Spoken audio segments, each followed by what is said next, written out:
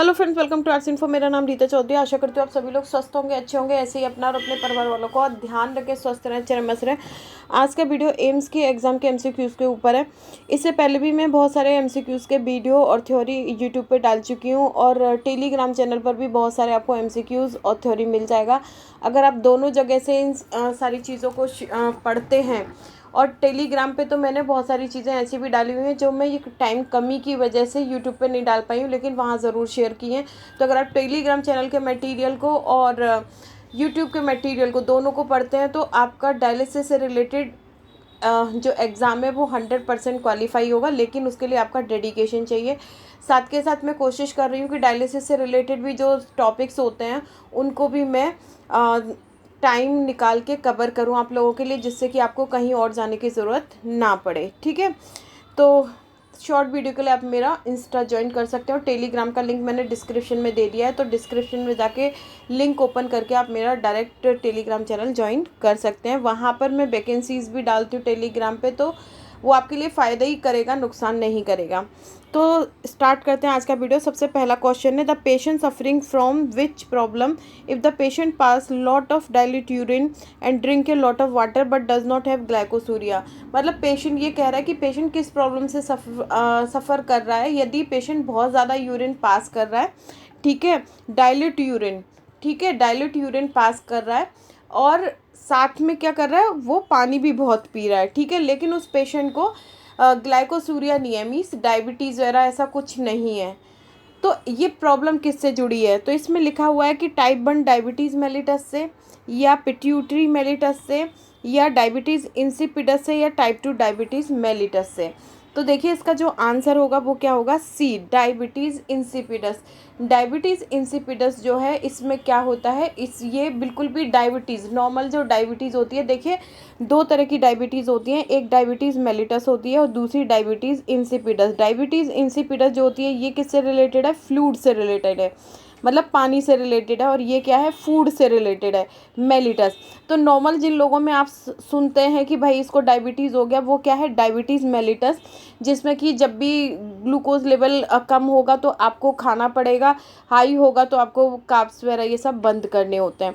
तो टोटली ये फूड से रिलेटेड है। और डायबिटीज़ इंसिपिडस की बात करते हैं, इसमें क्या होता है, पेशेंट बहुत ज़्यादा प्यास फील करता है और बहुत ज़्यादा पानी भी पीता रहता है और बार बार टॉयलेट जाता रहता है। ये प्रॉब्लम जो है मेनली किडनी पेशेंट में दिखने को मिलती है, और ये जो बार बार टॉयलेट जाने की प्रॉब्लम है रात के समय बहुत ही ज़्यादा हो जाती है। तो ये जो प्रॉब्लम है ये किससे जुड़ी हुई है, डायबिटीज़ इंसिपिडस से। नेक्स्ट क्वेश्चन है, the loop of juxtaglomerular nephron are surrounded by which of the following capillary. तो ये बोल रहा है कि जो जक्स्टामेडुलरी नेफ्रॉन हैं उनकी जो लूप है, ठीक है, वो किससे सराउंडेड, सॉरी, वो नेफ्रॉन है वो सराउंडेड होती है किस टाइप की कैपिलरीज से, ठीक है। इनमें से ये जो चार ऑप्शन दिए इनमें से किस टाइप की कैपिलरीज से लूप ऑफ हेनले जो है वो सराउंडेड रहती है। तो देखिए इसका जो आंसर होगा वो क्या होगा, बासा रेक्टा। अगर आप जाते हैं सबसे पहले कि जक्स्टामेडुलरी नेफ्रॉन क्या होता है, वो नेफ्रॉन जिनका है लूप ऑफ हेनले वाला जो पार्ट है वो क्या होता है, बड़ा होता है, उसे हम क्या बोलते हैं, जक्स्टामेडुलरी नेफ्रॉन। और वो नेफ्रॉन जिनका लूप ऑफ हेनले का पार्ट जो होता है, लूप ऑफ हेनले छोटा होता है, मतलब साइज में छोटा होता है, उन्हें हम क्या बोलते हैं, कॉर्टिकल नेफ्रॉन। तो ये बात किसकी कर रहा है, जक्स्टामेडुलरी नेफ्रॉन की, मीन्स की जिसका लूप ऑफ हेनले बड़ा है। तो आपने ये ध्यान दिया होगा, नहीं भी ध्यान दिया है तो मैं बता देती हूँ कि देखिए हमारे वोमेन कैप्सूल में एफरेंट आर्टियोल आती है, ग्लोमेरुलस बनाती है, फिर एफरेंट आर्टियोल बना देती है। इसके बाद ये एफरेंट आर्टियोल डाउनवर्ड जाती है, और जहाँ पर ये एफरेंट आर्टियोल डाउनवर्ड जाके लूप ऑफ हेनले की तरफ जो कैपिलरीज बनाती है वो मतलब ब्रांचेस में, ब्लड ब्रांचेस में डिवाइड हो जाती है, ब्लड कैपिलरीज में। तो दैट एरिया क्या कहलाता है, बासा रेक्टा कहलाता है। तो जक्स्टामेडुलरी नेफ्रॉन जो होता है ये किससे सराउंडेड होता है, बासा रेक्टा से सराउंडेड होता है। इसके बाद आते हैं हम, glomerular capillaries exhibit higher pressure than that in other body capillaries bed because. अब ये क्या बोल रहा है कि ग्लोमेरुलर कैपिलरी जो है वहाँ पर प्रेशर जो होता है वो हायर रहता है rather than the other body capillaries के। तो ऐसा क्यों होता है? देखिए, ऐसा इसलिए होता है कि जो एफरेंट आर्टियोल है are major side of auto regulatory resistance. मतलब जो एफरेंट आर्टियोल है उसका जो मेजर साइड है वो क्या रहता है, खुद ही वर्क करने वाला होता है, उस पर किसी का वो नहीं रहता कि ब्लड फ्लो, जैसे कि बोला जाता है ना कि अगर बीपी कम होता है तो मैक्युला डेंसा जो उसके फ्लो को कम कर देती है। हाँ, मानते हैं, लेकिन काफ़ी सारा पोर्शन एफरेंट आर्टियोल अपनी ही तरीके से हैंडल करती है। ठीक है, तो efferent arteriole are major site of auto regulatory resistance पे वर्क करती है।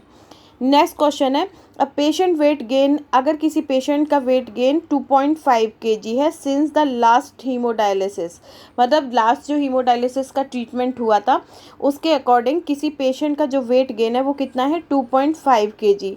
ठीक है, केजी में है। तो ये बोल रहा है कि how much extra fluid does he have, ये कितना हाउ मच एक्स्ट्रा फ्लूड रखेगा, मतलब कितना एक्स्ट्रा फ्लूड है। तो देखिए, ये सीसी में पूछ रहा है जो भी है। अगर हम ऐसे बात करते हैं तो इसके पास एक्स्ट्रा फ्लूड कितना है, 2.5 लीटर। लेकिन अगर सीसी में बात करते हैं तो देखो, एक सीसी कितने के बराबर होता है, 0.001 के। अब देखो केजी में है तो इसको क्या है, केजी को सीसी में बनाने के लिए अगर हम इसको गुणा कर देते हैं तो आपको जो मिलेगा वो कितना मिलेगा, 2500 सीसी। ठीक है, ये आपको कैलकुलेट करके मिल जाएगा। और अगर नहीं भी मिलता है तो मैं आपको अलग से बता दूंगी, आप मुझे टेलीग्राम पे पिंग कर सकते हैं। इसके बाद है, which one of the following solution is necessary as a replacement fluid during dialysis.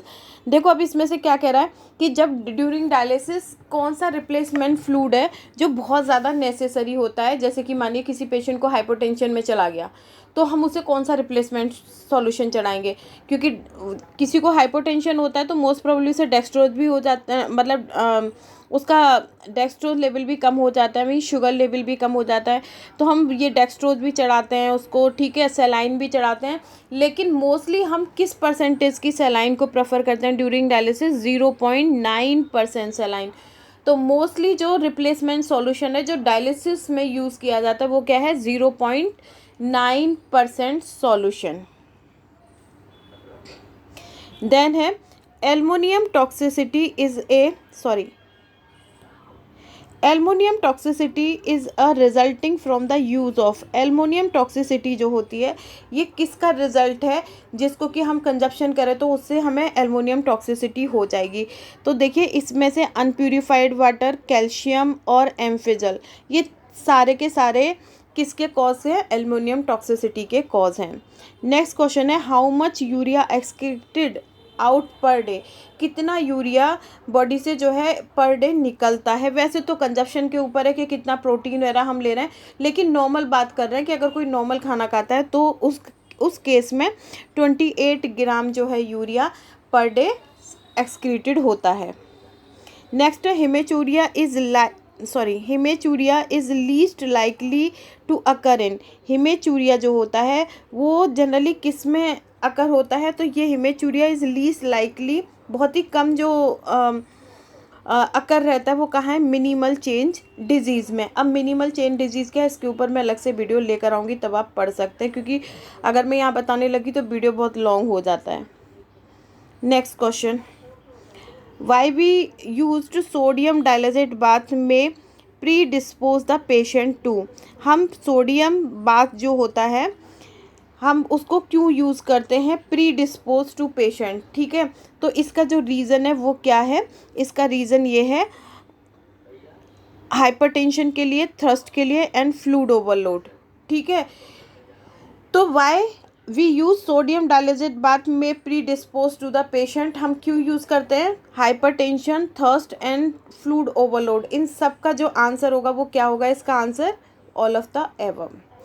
Next question है, the ability of a dialyser to remove fluid is expressed. Ability of dialyser जिससे कि वो फ्लूइड रिमूव करता है उसको हम express करते हैं ml/hr mmHg। ठीक है, और ml/hr mmHg TMP, this is the dialyser. ठीक है, यह डायलाइजर का क्या कहलाता है, एबिलिटी जिसमें डायलाइजर क्या कर रहा है, रिमूव कर रहा है फ्लूइड को, उसको हम किस में एक्सप्रेस कर रहे हैं, ml/hr पर mmHg TMP। ये क्या कहलाता है, डायलाइजर का। ठीक है, तो ये जो कहलाता है, ये क्या कहलाता है, कोफिशिएंट ऑफ अल्ट्रा फिल्ट्रेशन या अल्ट्रा फिल्ट्रेशन कोफिशिएंट। नेक्स्ट है, what is the pre pump arterial pressure. Pre pump arterial pressure क्या है, तो देखिए प्री पंप आर्टिफिशियल प्रेशर है the resistance of the access of the blood through the circuit. ठीक है, resistance कहाँ पर, जो ब्लड आ रहा है उसके सर्किट पर क्या है, रेजिस्टेंस हो, तो the resistance of the access to the blood through the circuit. ये क्या है, प्री पंप आर्टीरियल प्रेशर को डिस्क्राइब करता है। नेक्स्ट आता है urine analysis result include proteinuria. देखिए किसी की मतलब यूरिन की रिपोर्ट गई है, उसमें क्या मिल रहा है, हमें प्रोटीन भी मिल रही है यूरिया में, रेड ब्लड सेल्स भी मिल रहे हैं, रेड ब्लड सेल्स कास्ट मिल रहा है, इसके अलावा 1 से 2 वाइट ब्लड सेल्स मिल रही हैं। ठीक है, पर हाई पावर फील्ड पे। तो ये बोल रहा है कि ये किसका सिम्टम्स है, मेनली ये मैंने जो 4 ऑप्शन दिए हुए हैं इनमें से ये किसके सिम्टम्स हैं यूरिन एनालिसिस करने पे। तो देखिए इसका जो आंसर वो क्या होगा, एक्यूट पोस्ट स्ट्रेप्टोकोकल ग्लोमेरुलोनेफ्राइटिस में इस तरीके के सिम्टम यूरिन में दिखाई देते हैं, जिसमें proteinuria, red blood cells, white cells, red blood cast, ये सब मिलेंगे आपको। ठीक है, नेक्स्ट क्वेश्चन है, what is called in a dialysate delivery system where concentrate and purified water are manually mixed in reservoir. तो ये क्या बोल रहा है, and the delivery and deliver to the dialysate machine. अब ये क्या कह रहा है, व्हाट इज कॉल्ड, क्या कहेंगे जहाँ पर डायलिसेट डिलीवरी सिस्टम, कहाँ concentrate, where the dialysate delivery system where concentrate, किससे, कंसनट्रेट एंड प्यूरिफाइड वाटर और डायलिसेट डिलीवरी सिस्टम कंसनट्रेट क्या हो रहे हैं, एक दूसरे से मिल रहे हैं। मैनुअली मीन्स कि किसी मशीन से नहीं मिलाया जा रहा, हाथों से या कैसे भी इंसान के द्वारा मिल रहे हैं, कहाँ पर, रिजर्वायर में, और फिर वो डायलिसेट मशीन को जा रहे हैं। तो इसको मतलब ये क्या कहलाएगा, तो इसका जो आंसर होगा वो क्या होगा, प्रपोर्शनिंग सिस्टम। ये प्रपोर्शनिंग सिस्टम कहलाता है। नेक्स्ट क्वेश्चन है, the characteristic of dialyser membrane which allow the blood volume to exceed the priming volume. अब ये क्या बोल रहा है कि कैरेक्टरिस्टिक क्या है डायलाइजर मेम्ब्रेन का, जो कि अलाउ करते हैं ब्लड वॉल्यूम को to exceed the priming volume, blood volume को अलाउ करते हैं प्राइमिंग वॉल्यूम को बढ़ाने के लिए। तो ये क्या कहलाता है, तो जो इसका आंसर होगा वो क्या होगा, सरफेस एरिया। देखो हम कहते हैं ना कि जितना सरफेस एरिया होगा उतनी अच्छी डायलिसिस होगी। ठीक है, तो जितना सरफेस एरिया अच्छा होगा उतनी अच्छी डायलिसिस होगी। अगर जैसे कि मानिए कि अगर कोई मोटा पेशेंट है और उसके लिए अगर हम लो फ्लक्स का डायलाइजर यूज़ करते हैं, जिसका कि सरफेस एरिया कम होता है, तो उसकी डायलिसिस अच्छी होगी, बिल्कुल नहीं होगी। लेकिन उसी के बेस में हम उसे हाई फ्लक्स डायलाइजर यूज़ करते हैं और उसका सरफेस एरिया ज़्यादा होता है, तो वो डायलिसिस इफ़ेक्टिव होगी। तो इसका जो आंसर है कि डायलाइजर मेम्ब्रेन का वो the characteristic of dialyser membrane जो कि अलाउ करता है ब्लड वॉल्यूम को to exceed the priming volume, ये क्या कहलाता है, सरफेस एरिया। मीन्स कि सरफेस एरिया की वजह से ही ब्लड वॉल्यूम जो होता है मतलब ज़्यादा से ज़्यादा डायलाइजर जो है ब्लड को आने देता है, जिसे हम ब्लड वॉल्यूम या प्राइमिंग वॉल्यूम के नाम से भी जान सकते हैं। देन क्या बोल रहा है, in evaluating patient with the peripheral oedema. हम किसी पेशेंट को एवुलेट कर रहे हैं जिसमें कि पेशेंट के लिए हम क्या पा रहे हैं कि उसको पेरिफेरल एडिमा है। ठीक है, वेट गेन भी है उसको। विच of the following confirm A diagnosis of suspected acute kidney injury. देखो कोई ARF का पेशेंट है और उस ARF के पेशेंट में हमें क्या मिल रहा है, पेरिफेरल एडिमा मिल रहा है, साथ के साथ वेट गेन भी है, मतलब वजन भी बढ़ा हुआ है। तो इसमें से कौन सा कन्फर्म डायग्नोस हम कर पाएंगे इसके लिए, तो इसका जो आंसर होगा वो क्या आंसर होगा, progressive daily rise in serum creatinine. अगर डेली के डेली सीरम क्रेटिनिन बढ़ना है तो ऐसे पेशेंटों में वेट गेन और पेरिफेरल एडिमा बढ़ता है। नेक्स्ट है, hyperkalaemia is a severe complication of haemodialysis patient because it can produce. देखिए हाइपरकैलेमिया जो है सीवियर कॉम्प्लिकेशन है हीमोडायलिसिस पेशेंट का। लेकिन यहाँ पर ये क्या बोल रहा है, बिकॉज, क्योंकि ये क्या कर सकता है, ठीक है, हाइपरकैलेमिया की वजह से क्या हो सकता है। तो इसका आंसर क्या है, कार्डियक अरेथमियाज। जब भी हाइपरकैलेमिया होगा पेशेंट को क्या हो जाए, कार्डियक अरेथमिया हो जाएगा, जो आगे जाके हार्ट अटैक का भी सिम्टम बन जाता है। नेक्स्ट है solid cluster of kidney crystal are made up of. Solid cluster जो होते हैं किडनी क्रिस्टल के, वो किसके बने होते हैं, मेनली किसके बने होते हैं। तो जो इसका आंसर है वो क्या होगा, calcium phosphate and uric acid के बने होते हैं वो। नेक्स्ट है हमारा 18, what is dialysis membrane drains require. देखिए जहाँ पर डायलिसिस मेम्ब्रेन का ड्रेन्स होता है वहाँ पर पर्टिकुलरली क्या होना चाहिए। तो अगर आप देखेंगे डायलिसिस यूनिट में, तो जो ड्रेन सिस्टम होता है वहाँ पर क्या होता है, बीच में गैप होता है। अगर ये गैप नहीं होगा तो प्रॉपर तरीके से ड्रेनिंग वर्क नहीं करेगा। तो इसके लिए जो आंसर है 18 के लिए, ये कहाँ पर आता है, A1 एयर गैप, मतलब 1 इंच का, वैसे तो 2 इंच का भी रखते हैं, कोई 1 इंच का रखता है, इस तरीके से गैप होना चाहिए। तो इसका जो राइट आंसर है एयर गैप, ठीक है। नेक्स्ट क्वेश्चन है where reabsorption of useful substance from glomerular filtrate is occurs in. जो रीअब्जॉर्प्शन होता है यूजफुल सब्सटेंसेस का, वो कहाँ पर रहता है, ठीक है।